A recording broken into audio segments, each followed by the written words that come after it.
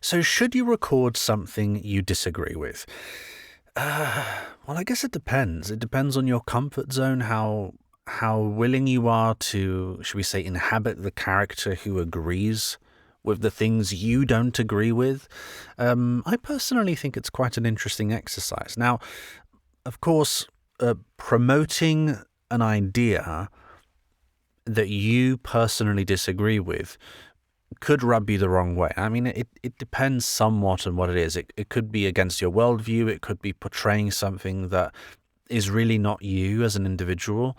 But if it doesn't completely, like, if it's not something that you consider repulsive, then I personally think it's quite an interesting exercise. So, whether it's a political thing or a religious thing, obviously you need to look at, where you see things. So, for example, if you look at certain political views and view them as completely reprehensible, morally wrong, as you maybe you do. It's, I'm not you, I don't know.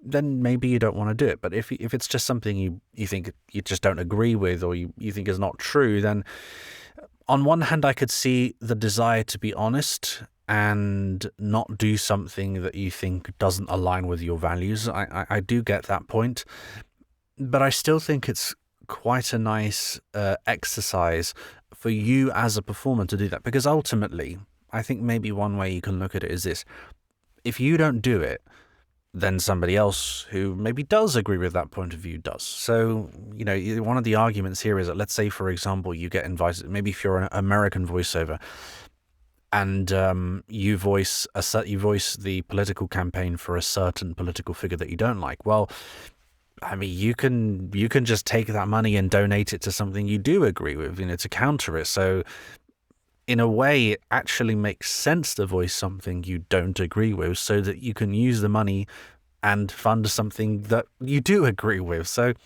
that could be something that you do.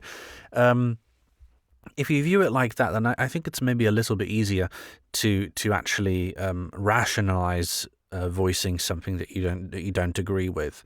And ultimately, if you're a professional, if you can sort of if you can detach yourself from the work that you're doing, emotionally, and think of it more on the professional point of view.